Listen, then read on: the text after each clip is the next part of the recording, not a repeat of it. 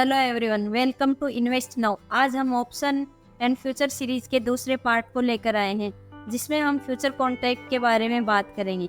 जैसा कि अब हमें पता है कि फ्यूचर कॉन्ट्रैक्ट और फॉरवर्ड कॉन्ट्रैक्ट का आधार एक ही है, इसलिए फ्यूचर कॉन्ट्रैक्ट को अच्छे से समझने के लिए हम इन दोनों के अंतर को समझेंगे। फ्यूचर कॉन्ट्रैक्ट में ऐसी कौन सी चीज़ें हैं जो फॉरवर्ड कॉन्ट्रैक्ट से अलग हैं? फॉरवर्ड कॉन्ट्रैक्ट का कारोबार OTC यानी ओवर द काउंटर होता है। फ्यूचर कॉन्ट्रैक्ट एक्सचेंज पर खरीदे बेचे जाते हैं। फॉरवर्ड कॉन्ट्रैक्ट ज़रूरत के हिसाब से बनाया जा सकता है, जबकि फ्यूचर कॉन्ट्रैक्ट हमेशा एक समान होते हैं। फॉरवर्ड कॉन्ट्रैक्ट में सामने वाली पार्टी से रिस्क जुड़ा हुआ होता है।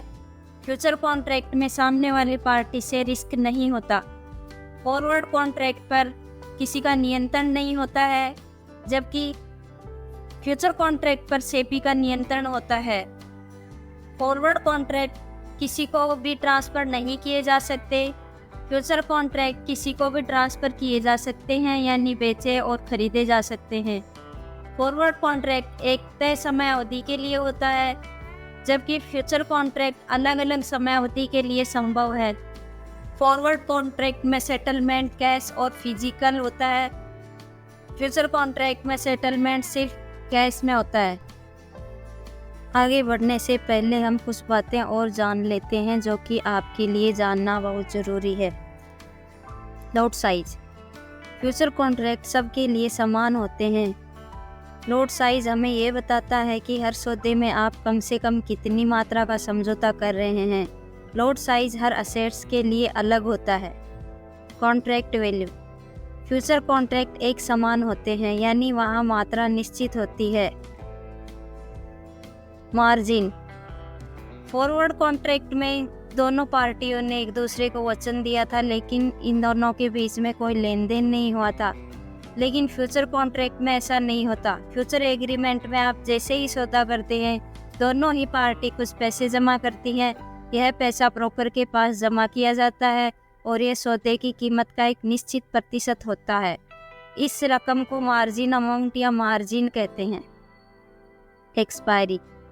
फ्यूचर सौदे एक निश्चित समय के लिए होते हैं। जिस दिन ये समझौता खत्म होता है उस दिन को एक्सपायरी कहते हैं। जिस दिन ये सौदा एक्सपायर होता है उसी दिन नया सौदा एक्सचेंज पर मिलने लगता है। फ्यूचर कॉन्ट्रैक्ट 3 अवधि के लिए उपलब्ध होते हैं। 1 महीने की, 2 महीने की और 3 महीने की अवधि में उपलब्ध होते हैं।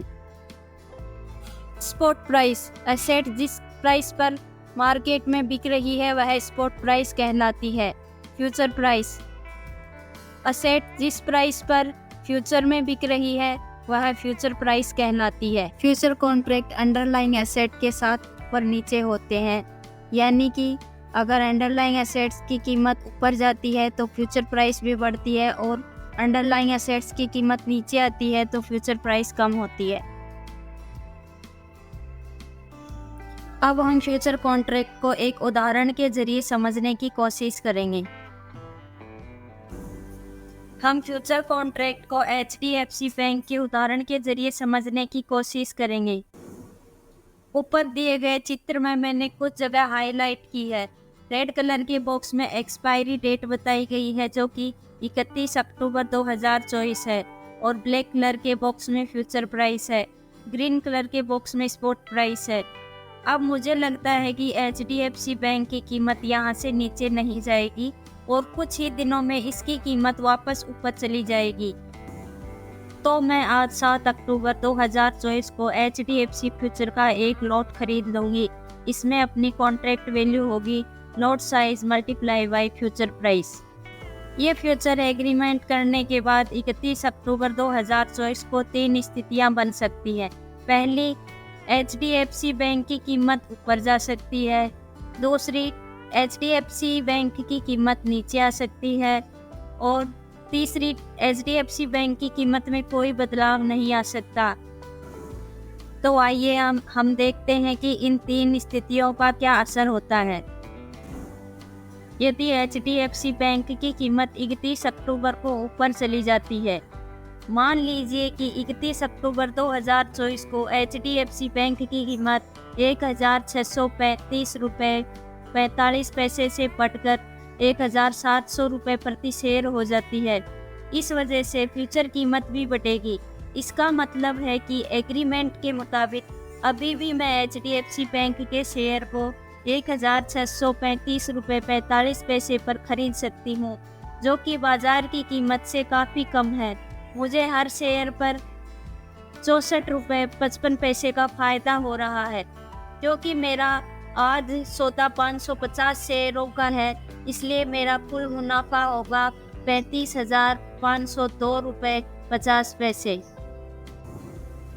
अगर हम दूसरी तरफ देखें तो बेचने वाले को काफ़ी नुकसान होगा, क्योंकि उसे 1635 रुपये 45 पैसे के भाव पर शेयर बेचना पड़ेगा, जबकि बाजार में इसकी कीमत 1700 रुपये प्रति शेयर है। अब हम दूसरी संभावना को देखते हैं। यदि HDFC बैंक की कीमत 31 अक्टूबर 2024 को नीचे चली जाती है, मान लीजिए 31 अक्टूबर 2024 को HDFC बैंक की कीमत 1635 रुपये 45 पैसे के बजाय 1600 रुपये हो जाती है।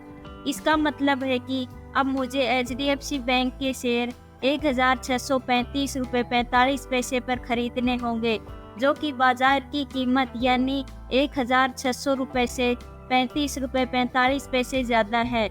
चूँकि सौदा 550 शेयरों का है, इसलिए मुझे इस सौदे में 19,497 रुपये 50 पैसे का नुकसान होगा, जबकि शेयर बेचने वाले को फ़ायदा होगा, क्योंकि वह बाजार से एक शेयर को 1600 रुपये का खरीद कर मुझे 1635 रुपये 45 पैसे पर बेच सकता है। संभावना नंबर 3, यदि 31 अक्टूबर 2024 को HDFC बैंक के शेयरों की कीमत में कोई बदलाव नहीं होता है, तो इस स्थिति में बेचने वाले और खरीदने वाले दोनों को कोई फ़ायदा या नुकसान नहीं होता। फ्यूचर कॉन्ट्रैक्ट की एक खासियत है कि इसमें हमें एक्सपायरी का इंतज़ार नहीं करना होता। एक्सपायरी से पहले भी अगर हमें प्रॉफिट हो रहा है तो हम अपने प्रॉफिट को बुक कर सकते हैं, यानी अपनी पोजीशन को स्क्वायर ऑफ कर सकते हैं। अब आपके मन में यह सवाल आ रहा होगा कि हमने ये सौदा फ्यूचर में करने का फैसला क्यों किया और HDFC बैंक का शेयर स्पॉट बाजार में क्यों नहीं खरीदा। आपको पता है कि फ्यूचर ट्रेड करते समय एक शेयर के लिए एक निश्चित समय के लिए एग्रीमेंट करते हैं। अगर उस समय अवधि में आपकी राय सही नहीं निकली तो आपको नुकसान उठाना पड़ सकता है, जबकि स्पॉट बाजार में आप सीधे शेयर खरीद कर उसको डीमेट अकाउंट में रख सकते हैं। यहाँ पर समय की कोई सीमा नहीं होती है और ना ही कोई एग्रीमेंट होता है। तो फिर स्पॉट बाजार के बजाय फ्यूचर बाजार में शेयर क्यों खरीदा? आपके इन्हीं सभी सवालों का जवाब लेकर आएंगे हम इस सीरीज़ के नेक्स्ट वीडियो में। उम्मीद है कि आपने इस वीडियो में फ्यूचर कॉन्ट्रैक्ट के बारे में बहुत कुछ सीखा होगा। अगर आपको ये वीडियो पसंद आया तो please like, share and subscribe. Thank you.